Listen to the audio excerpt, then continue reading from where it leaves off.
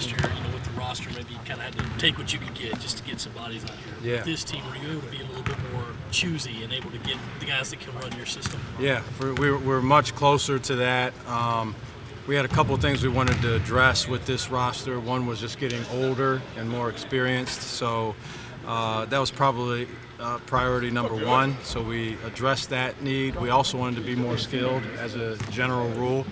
I think we've addressed that as well. And then so, from now till perpetuity, we'll continually be trying to upgrade talent year after year after year. Everyone's trying to do that. But I think in terms of what I like to do offensively, we're much better suited with this group from a skill standpoint to do some of those things. Lamont, does it feel like a different camp this year than a year ago?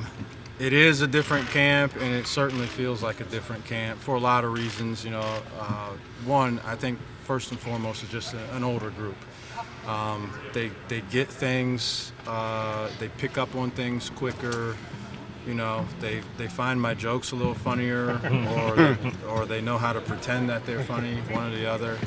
But drastically different at this point than 1 year ago, and in large part too because not only are we older, but we were able to go on the foreign tour this summer. We played 2 games down in the Bahamas, and so that always puts you ahead of the curve in terms of the 10 practices that the NCAA affords you during that time. So much different camp. Lamont, Zach Davis kind of stand on the side. Is he okay? He is okay. Yeah, Zach's he's got something that he's dealing with right now in terms of a physical ailment that prohibited him from practicing today. But he'll be back much sooner than later. Lamont, when you're mixing in so many new players, how do you speed up the team bonding process? Yeah, that's a hard one. I think some of that is just some of it's the guys themselves and the character of the guys, and it's hard to force that. One of the things that helps it is, again, I mentioned it already, we went down to the Bahamas on one of those trips, and you play 2 games down there, and the guys think that the most important thing is how the games go, and the coaches know there are 2 things that are really important. One, that nobody gets hurt, 2, that everyone plays, and then 3, that they all have some experiences down there that help them get closer as a group, and I think we knocked it out of the park in all 3 of those different areas. And how did you see that trip to the Bahamas? How did you see that help with building that foundation and enhancing that culture? Yeah, they spent time. This is probably the best thing I've done. I've never done this before. I've been a part of a few of these trips, and for the first time ever, we had one day that they didn't have to be around us at all. We didn't even have a team meal. We had nothing that they had to be at. And I think that was probably the day that they spent the most time together, was that day, as it turns out. And so, again, you try to put them in some environments where they're going to grow and just get closer to each other and bond. And so they were able to do that over the trip. But I thought that was a really, really important trip for us. And just because of the guys we have, we've got some good personalities, some funny guys, and just a good group. It didn't take a lot of effort for them to, I think they naturally just sort of gravitated towards one another. Lamont, how do you kind of balance the line of doing something different that maybe didn't work in year 1 or didn't work as well as you thought versus kind of staying the course and having that be part of the process? Well, I'm a stay the course type of guy for the most part. We made some changes last year that I'm also not so hard-headed that I'm going to try to force a square peg into a round hole. So we made some adjustments midstream last year that I think really helped us from an offensive standpoint, and that was largely due to our personnel and what their strengths and weaknesses were.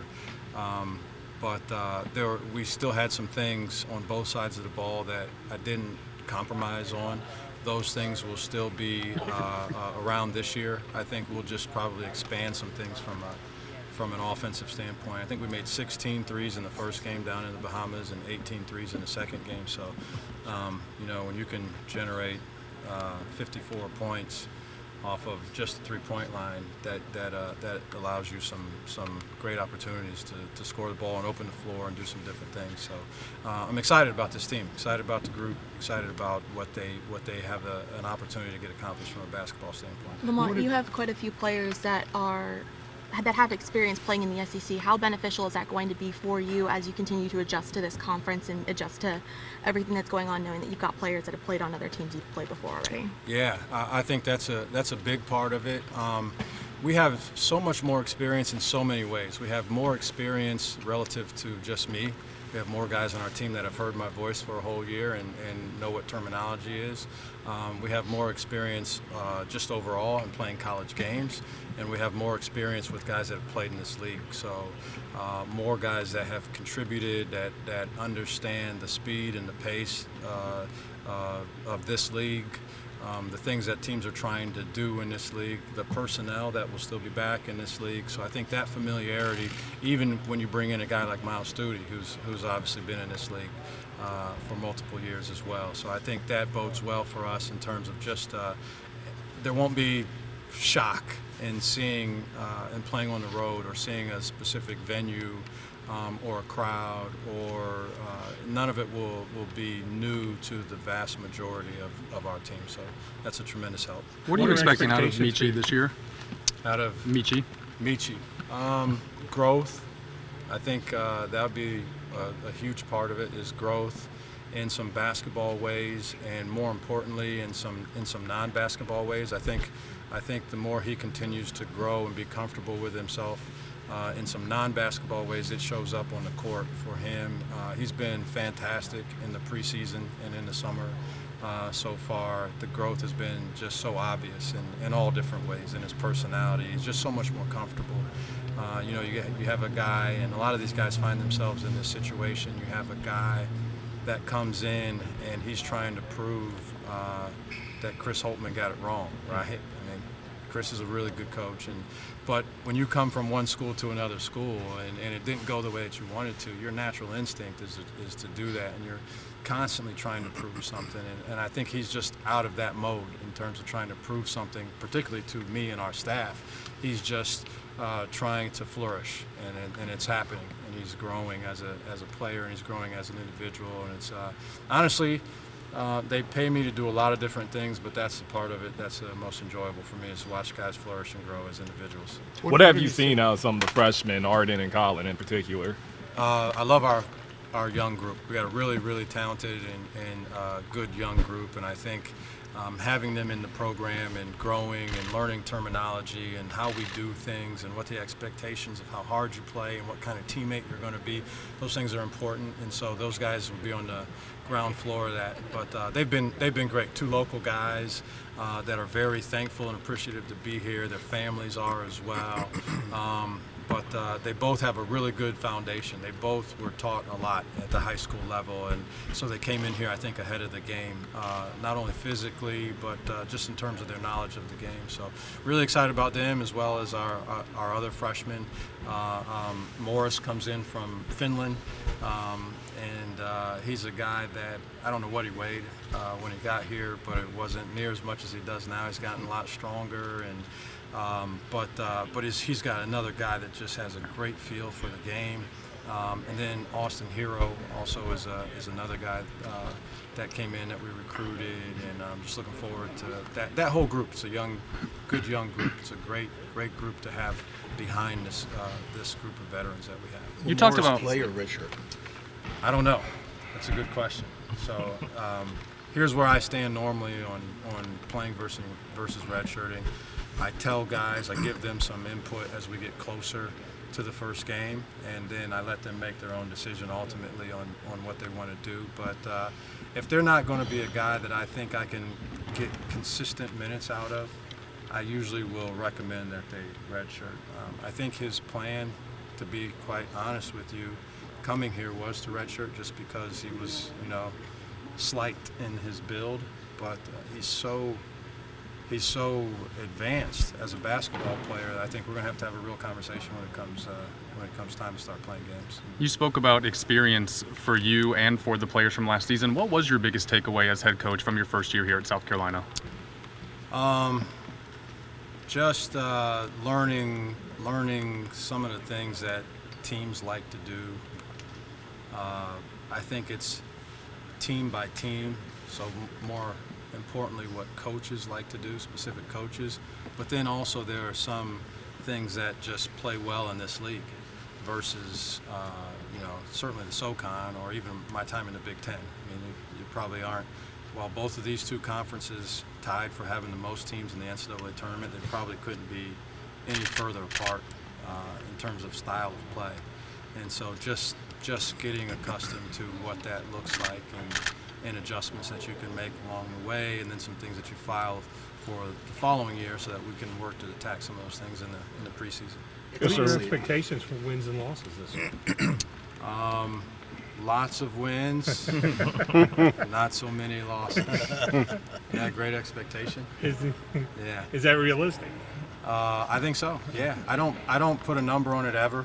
I mean, I've been around some teams that I knew were going to be really, really good, and I just have never put a number on it. I just don't think it really makes that much sense to do for anyone inside. And you're outside the program, sure, it's fun. But I'll tell you what I won't do. I would never cap what I think these guys are capable of doing. We got a lot of work to do, especially on the defensive end. But we got a lot of guys that can put the ball in the basket and make a shot and spread the floor and create opportunities for each other. We're unselfish as an offensive group. That's a great place to start. We're experienced, we're older, we've seen a bunch of things. So it would be really hard for me to put a ceiling on what I think we can do.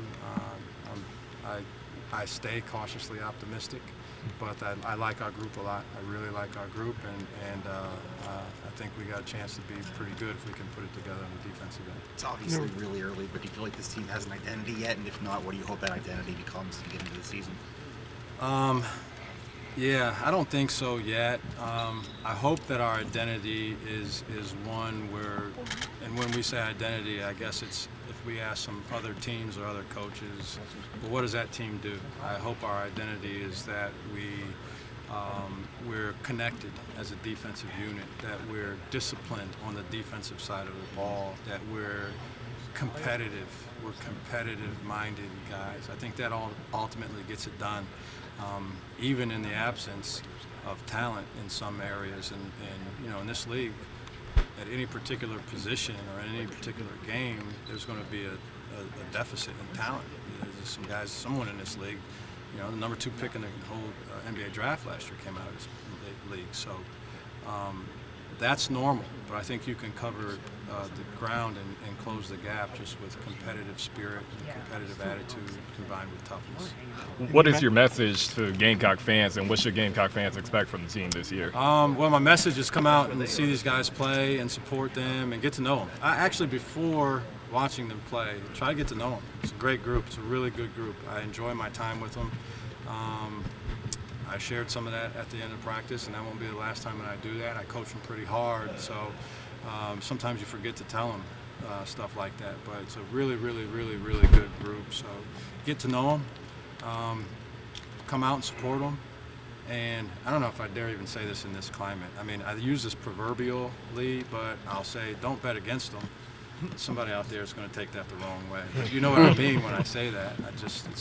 It's a good group. They have the ability to get a lot of things done. We got to come together defensively. Can't stress that enough. We got to get better defensively. But if and when we do reach that point and we'll play relaxed and comfortable on the offensive end, I don't doubt what the capability of this team is in terms of putting the ball in the basket. Talked a lot about defense. What do you want to see more from this group as you get closer to the opening defense of this week? Defensive competitiveness in a one-on-one scenario. I think that's a big part of it. You have to look the guy that's across from you in his face, and he has to believe that he's going to have a tough time scoring on you. And some guys have never, that's not been their role in their entire careers. And so trying to help develop that can be a challenge. And so we have to develop two guys. We have to develop someone to be our best defender, and then we have to develop our worst defender to where his defensive effort is at minimum acceptable. I think if you do both of those two things, I think everything else in the middle is okay. I think you'll be fine. If you have one guy that you can kind of be the litmus of how you're going to play that day defensively, and then as long as your worst defender that plays a lot, if your worst defender doesn't play, it doesn't matter, right? He's sitting next to me. But if your worst defender that plays a lot can be reasonable, then I think you got a chance. With the extra practice time that you got in the summer preparing for the trip and the games you played down there, how much further along are you now in your preseason preparation? Yeah, a lot. That's a good question. I mean, honestly, to put it in, to try to quantify it, we're probably 12, 13, 14 practices ahead. Even though it was only 10 extra practices that we got, we crammed some stuff in just because we had to play games after the summer too. So I look at some old practice plans. This is how fun my life is. I look at old practice plans from 3 years ago, 2, 3, 4 years ago, and I know where we were at this point. And just in these years, you're way ahead in terms of what you have in. You spend a little bit more time on a couple different things. So it's great. I think also this group has the capacity to learn more and has a higher ceiling. So I've coached them different than I did last year's team, and I've shared that with our guys as well. And you bring in the veterans. How much does recruiting, the portal, and everything change things? Having those guys, the veteran guys, you're able to bring in. Yeah, I said this when I first got the job. I think you can do two things because of the portal. You can get older quicker, right? And you can also recruit to play your style of basketball quicker. Now, maybe they're not as talented or as athletic or whatever, ultimately, as you may be 3 or 4 years down the road. But I think you can recruit quicker to your system and your style of play. And so that's what we've done. And those were two areas that I really wanted to improve upon. And so the transfer portal has really changed that. I think you can change what the makeup of your team is pretty quickly. It doesn't mean you'll get there right away. But I think you can change what it looks like pretty quickly. Lamont, there's a fan a lot of people know as Gamecock Jesus, Lamont. Yeah.